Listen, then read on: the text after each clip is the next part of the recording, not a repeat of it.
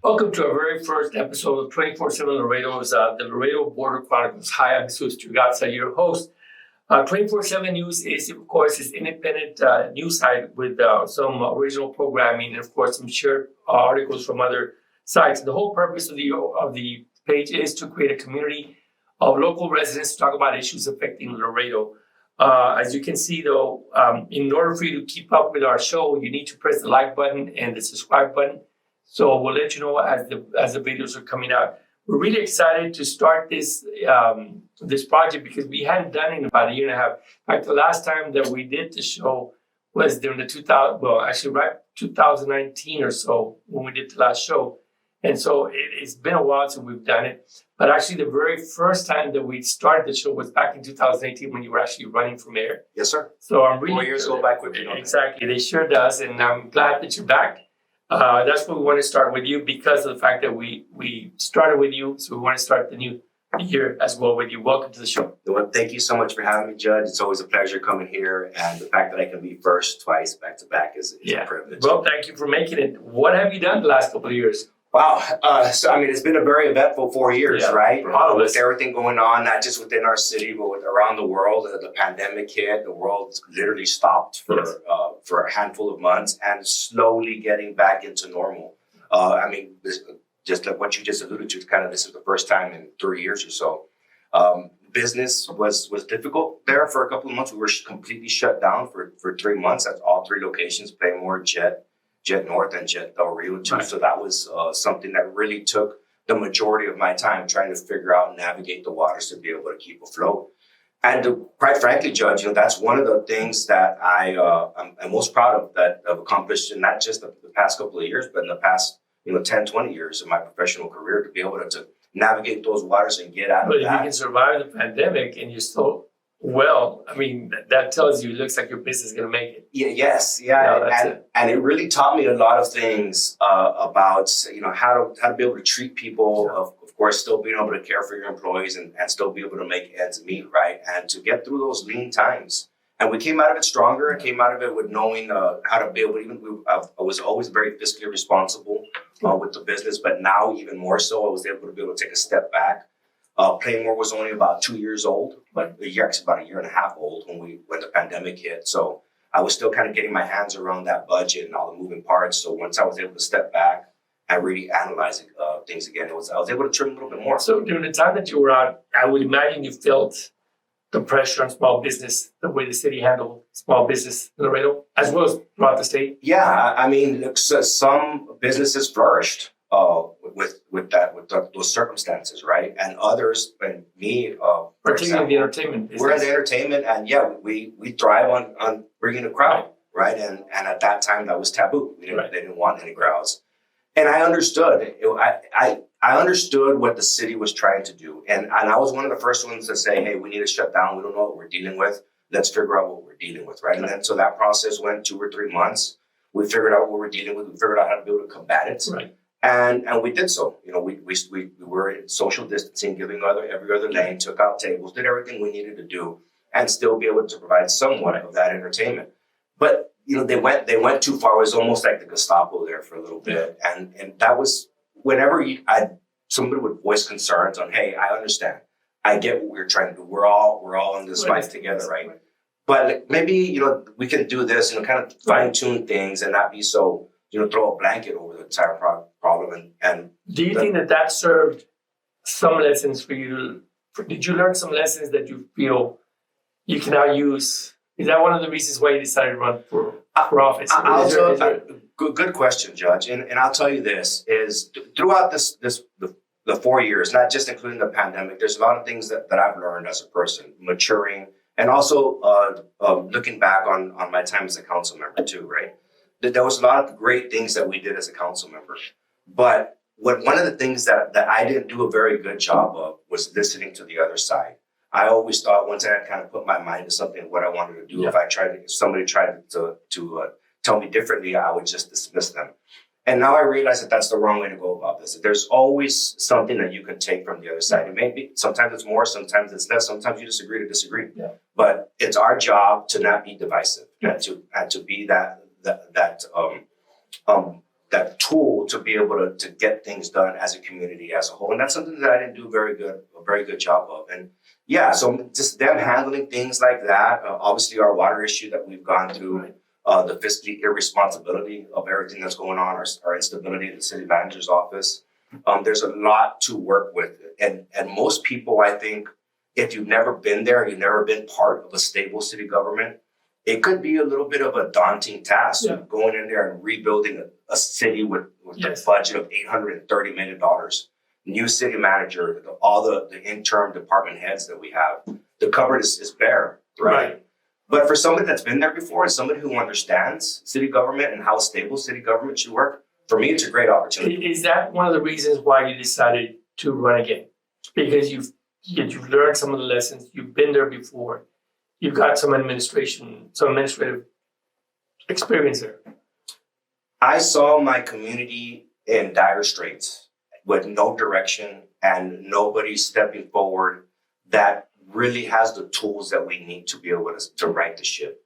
And me knowing that I have the ability and the understanding to be able to bring that leadership and right the ship, I felt a responsibility to put my name in the hat and take that bull by the horns and get things fixed. Well, it's going to be exciting to watch you and the rest of the candidates, about 8 other candidates running for office. Yes, and it's going to be kind of wild for a while, I'm sure. And stuff is going to be thrown all over the place. I look forward to seeing you again.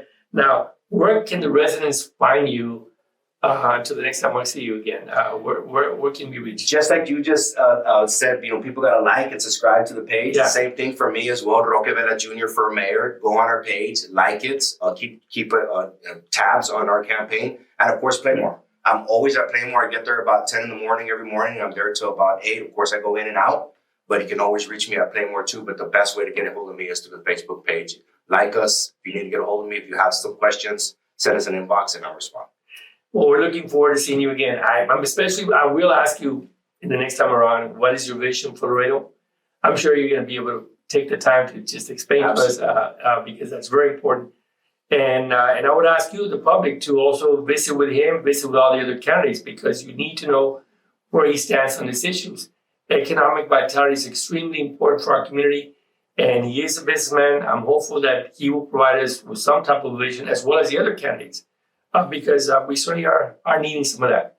There's been too many changes in the last couple of years that leaves a lot of it to be desired.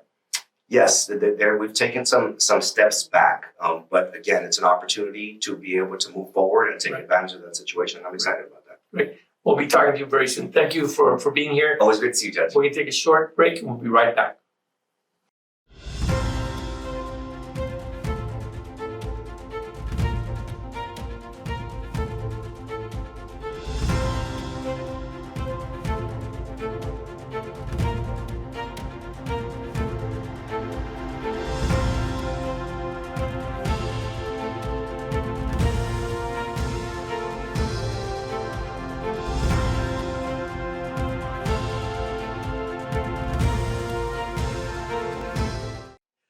Well, welcome back to the show. We're pretty lucky to have today Mr. Gilberto Gonzalez, who actually is a county employee who's now running for City Council District Number 1. Thank you for joining us. I appreciate you making it. Thank you, Judge. Well, tell me, Gilbert, what area is District 1? Judge. District 1 covers, I want to say, starting in the north part, which is Right Ranch District 1. Mm-hmm. Then it falls to Century City, Los Presidentes. And you know where the new variety meets area is? I would say that's the heart of the district. It runs down to Los Obispos, El Eden, and then all the way to where the city begins in the south, which is Cielito Lindo. So you go all the way down there. Yes, I would say it's a long district. It's not too wide, but it goes to 359 Zapata Highway. Yes, part of it. Loop 20. Loop 20. Yes, all the way to Cielito Lindo. That connects next time. Now let me ask you a question. Now, you've been working for the county for at least 10, 15 years? Almost 24, Judge. 24 years. My God, as long as me. Remember, Judge. Yes, I know. Now, you've been working there for 24 years. You know how government works. At least you have a good idea of how government works. Why did you decide to run? Okay, Judge. Well, first of all, I believe I'm in the position, because what I offer, my fellow constituents, my neighbors in District 1 is that I'm ready to retire and do this full time. I understand councilman is a part-time job. But with everything that's been going on in the city, with the water and stuff, I believe we need someone there in a full-time capacity, and that's why I want to run. I'm in the position of eligibility to retire, put my career aside, and do this at a full-time capacity. Yep. So you feel you're qualified to run for this particular office? You're familiar with the area, you're familiar with the issues and the people in the area? Judge, I've lived in the South Laredo all my life and in the district as well for over 20 years now. I started working at the juvenile back when I was 19 with our troubled youth. Right. Then I transferred over to the JP system, which overlaps District 1. That's right. So although the issues are not the same 20 years ago, we still were familiar with the issues now because even problems modernize. Why is it that it seems that in South Laredo we seem to have an issue that we get the short end in terms of services? There seems to be an impression of that, and yet that's an area that's growing. It's got beautiful homes, a beautiful area, and for whatever purpose, especially the water issue, it just keeps we keep having that issue. You're right, Judge, and that's why I say that there needs to be more time by our community leaders invested. That's why it's perfect for me to come in at a full-time capacity, because I understand the issues, and you're completely right. We have that reputation in the South where we usually get the shortest. It's it's just a great area to live in, and it's just wonderful people that live there. Fantastic. Part of my family lives there, and en vez en cuando, el problema del agua is like really again, and it's just incredible. And other areas don't have that same issue, so I'm hopeful that issue will change, and hopefully that will be done within the next couple of years. Correct, Judge. What I want to imply is I want to create an app, because how we all work with our phones now, with phone apps. So what I really want to do, Judge, I don't know if you've heard me say this, but I want to let the experts create an app where we can track our water levels, our chlorine levels, our daily consumption, all that through our I want to see why it's all available. It's public record. It's just a matter of the city doing it and just getting it done. Now, what other projects do you have possibly in mind the next 4 years? Okay, well, what I do want to bring to South Laredo is that an animal shelter in South Laredo. Because we usually see a lot of stray dogs out there. Yeah. And when I'm leaving work and you see them out there, you call them. And by the time it's just sad to come and see that they got run over and stuff. So and it's an issue in South Laredo. It's a big issue, sir. Yeah. Well, certainly, hopefully, nothing else. At least an extension. I mean, it is normal for them to have other offices, 2-3 offices in the city of Laredo, to take care of different issues, and hopefully that would be an issue. Yes, sir. That should be considered definitely. Mm-hmm. I mean, I live in the Heights area, and I see that problem. Yeah. So, yo entiendo eso. Sí. So, but we're really glad that you're here. We're looking forward to you coming back again. Next time we sit down, we're going to talk about more specific issues. Definitely. But I do want to talk about the water, definitely being one of the number one topics. Yes, sir. So, yo no entiendo por qué el agua trabaja muy bien en ciertos lugares. Exactamente. And it does not work when there's a problem. The areas that we have problems in the Heights in South Laredo. Yeah. That obviously that area needs to be looked at, and hopefully the representation will get there. And, get that done. You're right, Judge, and that's why I want to work an 8-hour workday, even more. So to be full-time city councilman. To visit the water plant, so we can start, But we're looking forward to seeing you again. When is the election? November the 8th. Yes. And of course, when is the deadline to register? To register, it's usually 30 days prior to the election, Judge. So I'm talking about to people can still. It's August 23rd. August 23rd. Okay, August 25th. So I guess if people are interested in running, they can do that. And so I just remind everybody, please register and vote. We have a lot of people who don't vote in all the districts, not only in South Laredo. I urge you to please, if you're not registered, please register and then go vote, because it'd be sad that that's why many of these things happen, because many people go out and vote and don't care. Hopefully that will change this time around. Yes, sir, Judge. Thank you, Gilbert, for being here. Thank you for having me. We're going to take a short break, and we'll be right back. We can talk to someone who gives us always a good analysis about city politics.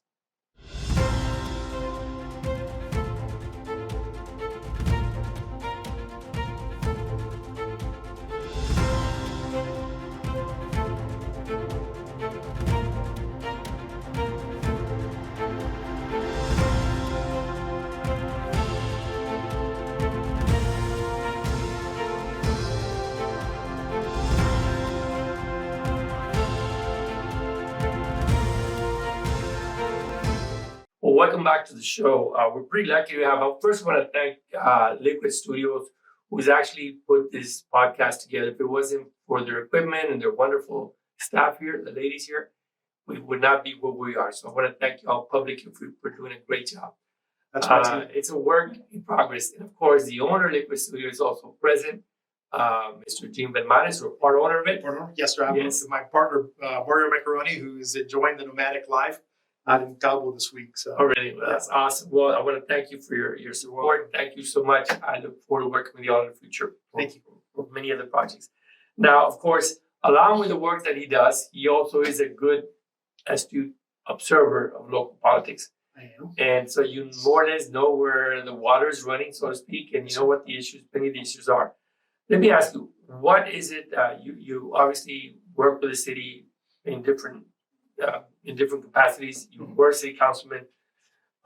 You're familiar with many of the public officials that are there and many of the, the pressure groups that are out there as well. Sure.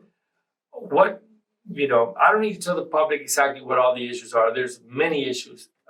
But could you tell me what is your sense about the mayor's race?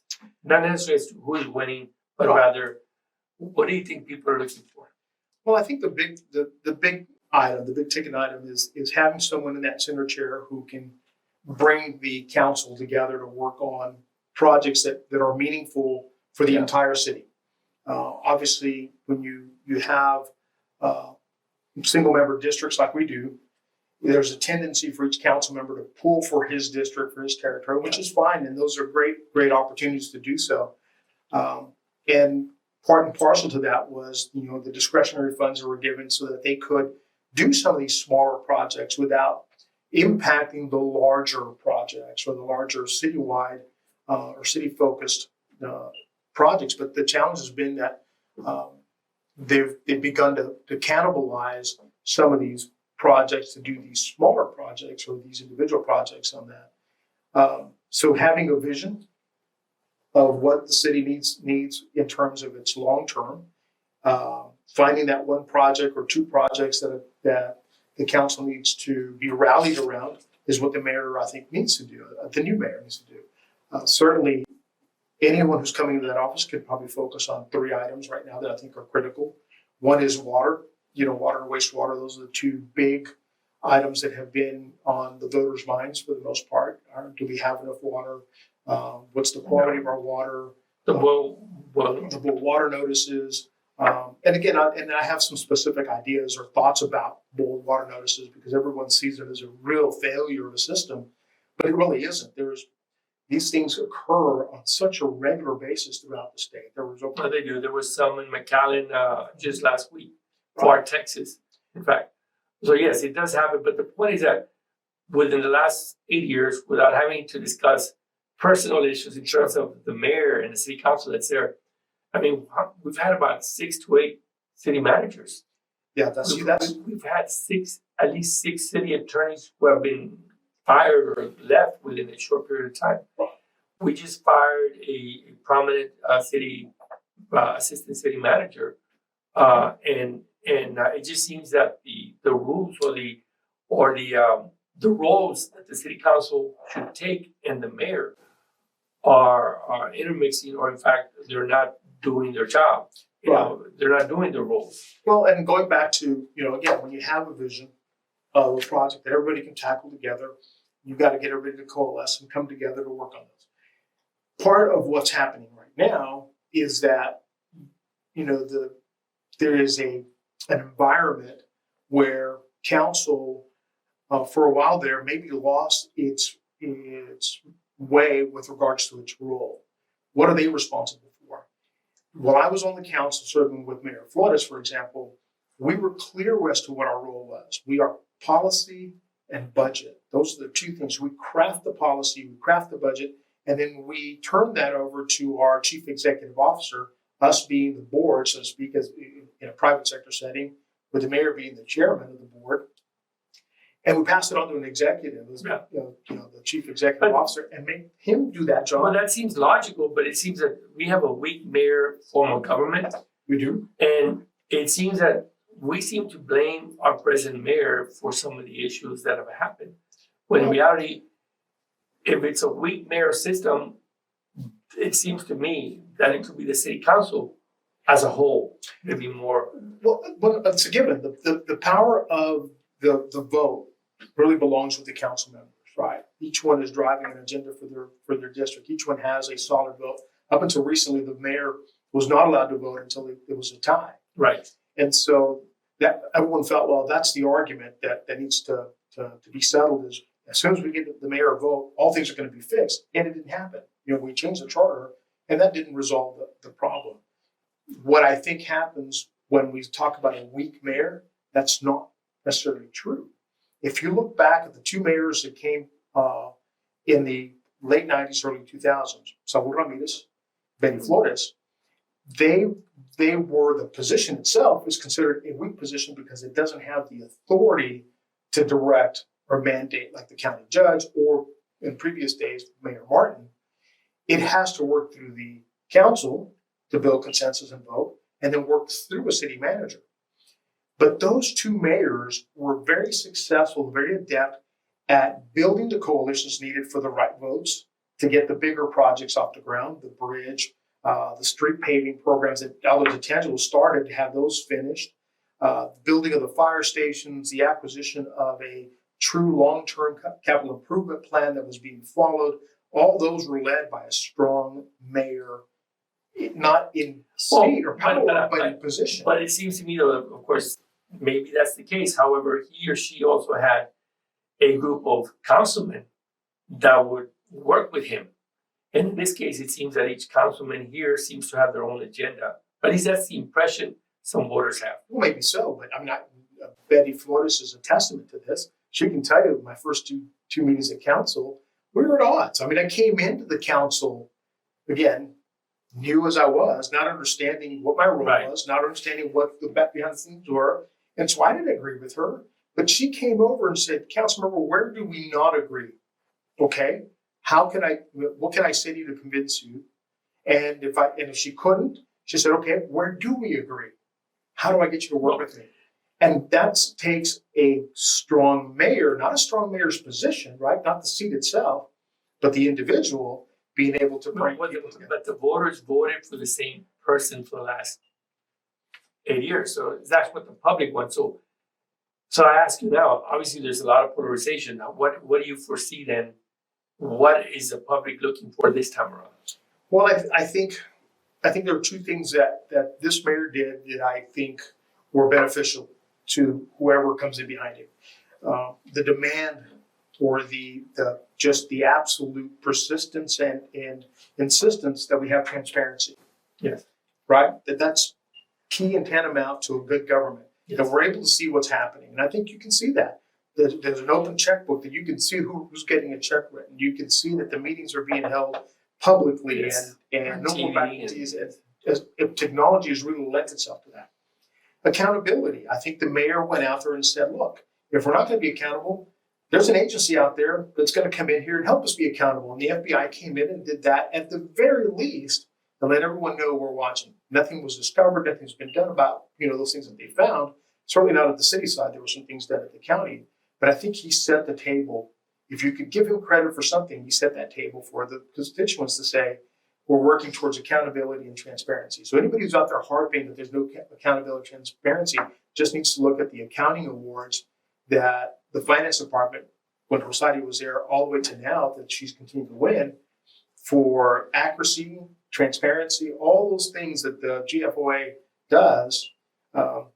You can look at that and see its track record. So the next mayor coming in needs to focus on not operational issues, but concrete project policy issues. When you have the projects, the CIPs, build a CIP, stick to the CIP. That is just like you and me, Judge. If we're going to go build a house, right? We're going to start saving for it. We're going to start acquiring all the things we need. First, we buy the land, then we go out and get an architect. We do all these things. Those are the steps but we stick to that. Somewhere along the way, I can't walk over and say, Judge, we need to buy a car. But it seems that some of the council members seem to have, what's the right word to say? They have more power or more, listen to more because they know someone. And I mean, really, at the end of the day, there is that impression that the voters have, that you need to know someone within the city hall to get something done. Well- And so some councilmen have more power because we've had 8 city managers who have come and gone. Mhm. And so there's no executive telling this councilman what to do. They seem to have crossed the line in terms of their role. Well, but again, that is their role. The city manager is the only person they have authority over. I can't, as a council member, nor could Doc or any of the other council members that are there now, come around the city manager and say, I'm going to hire that person or this person, or put that kind of pressure on a department director, because that's a violation of the charter. So when they're not happy with the direction of the city manager, and oftentimes when a good city manager tells you no, you've got 5 votes, there goes your city manager. So was that some of that happening? Maybe. I mean, and again, looking back at the fact that you've gone through all those city managers and you've had good deputy city managers, and Right. also who Yeah, retired some and decided. are very good. Yeah. It's just unfortunate. I just think normally they last longer than a year and a half. The average lifespan or term of a city manager is anywhere between 4 to 6 years. And that's because councils change in those terms. Right. So if you look across the spectrum, every city manager has a term of about Right. 4 to 6 years because ideas change, policies Right, change, priorities change. priorities change. Council, the districts vote Right. differently. But the successful cities have had city managers that have lasted long beyond that, and that consistency, that continuity of thought, that continuity of team, made their cities that much better. First example is Cheryl Scully in San Antonio. 16 years as a city manager of San Antonio, she probably could have gone further had she not crossed paths with the fire union and Right, they, which was and what, she wrote that book, Greedy Bastards, I think is what Right. the name of the book was. And she blames, those folks for wanting, the public safety folks for wanting to take that much money out of the budget. But 16 years, look what she accomplished. Look at smaller scale. Larry Dovalina, former city manager here, who's in Cotula. Look at how well Cotula has done. Small town, but they have gotten grant after grant. They have gotten project after project. Their streets are paved. They've got water. They've got a main street that's active. If you look at that continuity, have somebody and that matters. That's why, and also it shows then that city council decisions matter. They do. And And so do elections. and personal people, that if they don't pick the right person, we're going to replace that city manager in a year or two again. Right. And Agreed. so they certainly need to. And I can tell you from firsthand experience, having served on the ad hoc search committee and coming in late because I wasn't on the original committee, I came in Right. to replace someone, that the 3 candidates that we had up, either one of those could have led the city well, Yes. but for how long? With the root cause not being the qualification of the individual, but how the council reads his performance, how the council grades his performance, the dislikes and the likes of those who were on council, the changing political winds. You could have brought in Keith same time you brought Robert Eads, and he'd have been gone, and probably you're looking at Robert Eads being here for a short time. Yeah.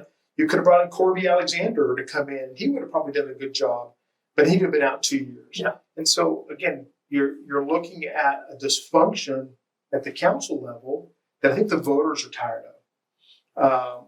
I think they look at all the candidates that are running now and saying, who brings the most level of stability? Because they don't want a hothead. Yeah. They don't want people that are going to go start talking about firing people when they come in, because that's not the answer. Yeah. The root cause, say something like the animal shelter, isn't that you have unqualified people. You have somebody who's got a master's degree. She transferred into that position. She loves that position. And you have people who are saying, we need to bring in qualified people because they got the job because they know somebody. Well, that's the furthest thing from the truth. And if I'm a business owner and I've got staff members that aren't performing well, I've got money invested in training them. I got money invested in them being there. So my first rule is not to transfer them out of the department, is to go over there and say, here's a personal improvement plan that we've got to work on. But then also, and that's why you need to have a good city manager. That's going to last 3-4 years instead of a year and a half. No, because if not, they're going to be waiting to see when am I going to get fired. Yeah. And so they're timid in terms of making changes. Well, because you can look at some of the city managers who come in, you can look at all the directors you have now, Judge, and the far majority of them are saying, I need to worry about my keeping my job instead of worrying about doing my job. Right. And when you worry about doing your job, then that's when you get great customer service, because that's at the core of a good functioning city. When people come in and say, I want to do this, it's not no, but it's how do we get to where you want to go within the ordinances? What is allowed? What's not allowed? Here's the box that you have to operate in, and we're willing to help you get there, rather than just say, no, you go figure it out, I'll see you later. Well, let's just see if some of the councilmen are listening to what you're saying, and I'm hopeful that the voters are listening as well, that we certainly need to look at that. The key here is to have a good mayor, Yes. and then hopefully we'll set the tone. But you also have to have good council members. Yes. Again, understanding that the mayor's office has its power, as it is the It's got the bully bully pulpit, pulpit. and that's what matters. Absolutely. Yes, it depends how you want to use it. But you can't use that bully pulpit to hit your colleagues, to bash your directors, to bash the community. That should be used for the. It used to be to lead. To lead. people, right? To lead, To inspire the people to Yes. do, especially those that have the votes, Right. to drive the city forward. And when Yes. you do that, you're going to have, I mean, you've got some very intelligent council members now, but how do you inspire them to set aside their personal projects, the things that they want for political expediency, right? I got to go get this street paved or this park built or build this Valley National Park because it's going to get you reelected. You have to look at what benefits my city long term. Yeah. Because I'm only going to be here for 4 years or 8 years. And after that, all these folks that are career city employees and my constituency are going to have to live with the decisions I made. And if you make good decisions, and I'm proud of some of the decisions I made when I was on council, and that my colleagues on council agreed with, and that we did. I'm proud of some of the work that's been done by this council that's leading us forward. This water master plan that they've invested in is about to be ready. It's taken us a longer time than we wanted, but we wanted to be thorough to make sure we had a good plan going forward. I think what you're going to wind up seeing is the city council that comes in next is going to have a nice foundation. Well, let's just hope that they use it, because obviously you are setting the right tone. We're just hoping that we get the right mayor and the right council, and hopefully we can move forward. There will be runouts in this case. Oh, absolutely. I think that any race that has 4 to 5 folks in it typically has a runoff. Mayor Science, to his credit, in his first race had 4 opponents, and he beat them all without a runoff. That's a testament to Yes, it. it is. It is, and that's why he got reelected. And Mhm. whether we may have different views concerning him, but the voters voted for him, Absolutely. and so certainly we have to. And again, going back to for the voters to decide what they want, they've got to come out and vote. And so everybody out there who criticizes the arena, the voters voted for it. Everybody who criticizes the stadium, the voters voted for it. Everybody who criticizes the sports complex and the tennis courts, the voters voted for that. And so I trust the voters. you got to trust the voters. At That's that right. point, somebody said, we need this. But we're hoping that they go out and vote, and And they go vote. they certainly ask a lot of questions. I want to thank you, Gene, for being here. My pleasure. I appreciate it. We'll be talking to you very soon again, because I Definitely. certainly want to Yeah. keep up with you. And I want to thank you, the public, for watching 24/7 the Laredo Border Chronicles. It's our first episode. You can please like us. You can please subscribe on YouTube as well. We'll be coming out on a weekly basis, hopefully live in September. And thanks a lot again to Liquid Studio for their support for getting this thing done. And I'm really excited about working with all the new candidates. Hopefully, out of this, something good comes out of it. And we're hoping that the public asks the right questions, and we'll pick a good mayor and a good city council. I agree. I think there's some very good new candidates out Yes. there. So, well, thank you again, public. Until the next time, I'm Jesus Gonzalez. We'll see you next week for another episode of Laredo Border Chronicles. Thank you.